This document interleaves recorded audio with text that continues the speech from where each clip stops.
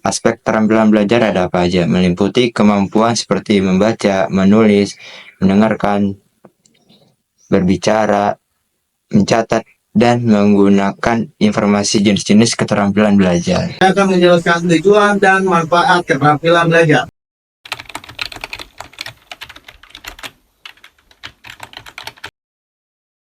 Tujuan dan manfaat keterampilan belajar ada 4 poin. Yang pertama akan saya jelaskan mengembangkan kemandirian membangun dalam siswa.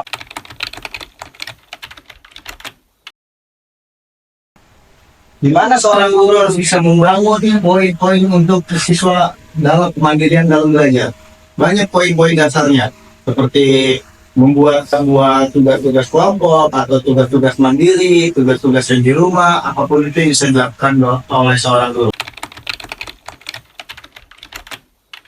Di mana seorang guru harus bisa membangun meningkatkan efisien cara belajar siswa. Di mana seorang guru harus bisa meningkatkan setiap cara mengajarnya, setiap poin. Ketika ketemu di hari pertama dan hari kedua, ketiga akan selalu berbeda. Di mana harus ada kegiatan yang positif, kegiatan yang membuat peserta didik bahagia, peserta didik lebih fresh dan bisa cara mengajar di luar ataupun di dalam ruangan.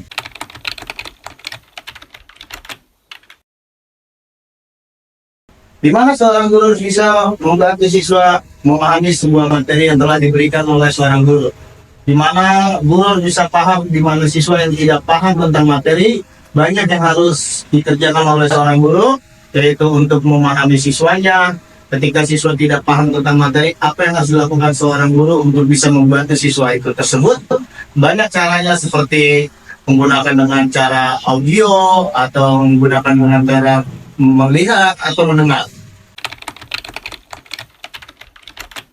Dan terakhir ini adalah membangun kepercayaan diri dan motivasi siswa. Banyak seorang guru yang hanya mengajarkannya flash data.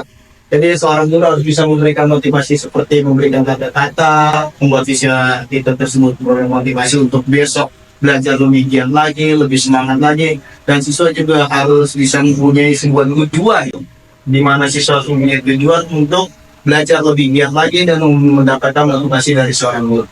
Komponen dalam keterampilan belajar.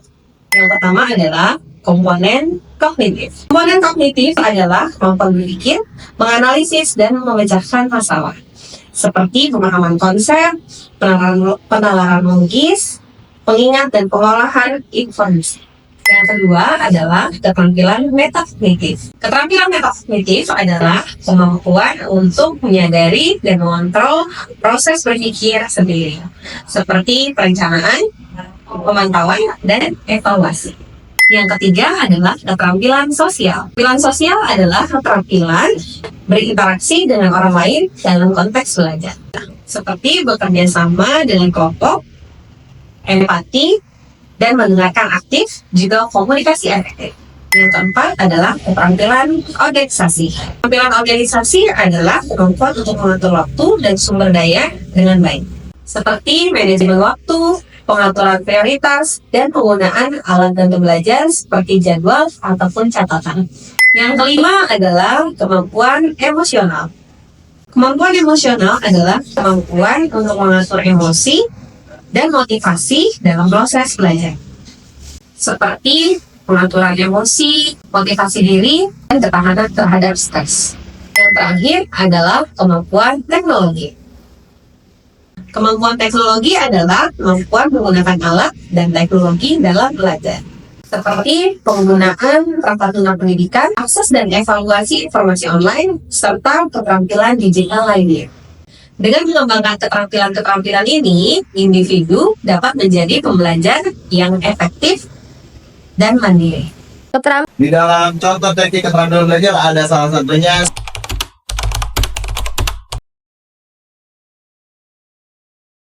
ini adalah dimana pada saat guru harus bisa berbicara atau menyampaikan materi sering diulang-ulang pada siswanya agar siswa lebih memahami dan lebih gampang menangkap apa yang disampaikan oleh gurunya.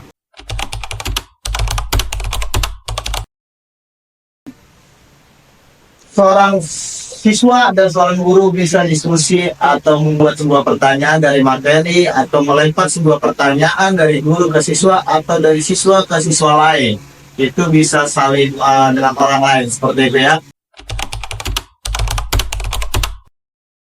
Visual ini adalah di mana diagram, grafik, dan gambar atau sebuah dengan menggunakan pemahaman untuk memudahkan siswa atau seperti gambar atau diagram atau grafik atau seperti itu. Jadi seorang guru bisa lebih cara membuat kreatifnya metode visual. Oke, latihan konsisten ini adalah suatu latihan belajar yang sering dilakukan dengan disiplin dalam pembelajaran. Metodenya seperti itu.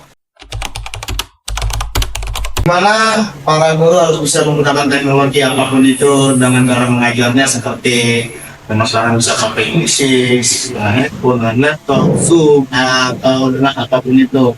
Teknologi bisa breaker atau lain mengajar. Di mana metode ini ada masuk dalam ice breaking atau bisa tugas atau sambil istirahat dan lalu ada olahraganya seperti itu ya. Keterampilan dasar dan penduduk lainnya. Secara umum, keterampilan dasar adalah keterampilan yang penting untuk dikuasai oleh setiap orang, termasuk penduduk lainnya. Keterampilan ini membantu dalam berbagai aspek kehidupan dan merupakan dasar untuk mengembangkan keterampilan yang lebih kompleks. Keterampilan dasar sangat penting bagi semua orang, termasuk penduduk lainnya. Keterampilan dasar mencakup kemampuan seperti membaca, menulis, berhitung, dan keterampilan komputer. Keterampilan ini membantu dalam berbagai aspek kehidupan sehari-hari dan merupakan dasar untuk mengembangkan keterampilan yang lebih kompleks. Keterampilan dasar juga penting bagi guru. Kenapa? Karena yang harus memiliki keterampilan mengajar yang baik untuk mengajar dengan efektif. Keterampilan mengajar dasar meliputi keterampilan membuka pelajaran, menjelaskan, bertanya, dan memberikan penguatan, mengadakan variasi dalam pembelajaran, membimbing diskusi kelompok, dan mengelola kelas. Selain itu, keterampilan dasar juga penting bagi setiap individu untuk menghadapi berbagai situasi dalam kehidupan sehari-hari, seperti memasak, membersihkan, dan beres-beres. Pelatihan hidup dasar dapat membantu meningkatkan kemandirian dan kualitas hidup masyarakat. Keterampilan ada 15. Yang pertama ada keterampilan dasar.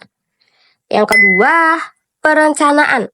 Yang ketiga, manajemen waktu. Yang keempat, keterampilan di bidang teknik. Yang kelima, keterampilan dalam berkomunikasi. Yang keenam, negosiasi. Yang ketujuh, kepemimpinan. Yang kedelapan, organisasi. Yang kesembilan, keterampilan menulis. Yang ke-10, diplomasi. Yang ke-11, keterampilan mempengaruhi. Yang ke-12, keterampilan pemasaran. 13, keterampilan beriventasi.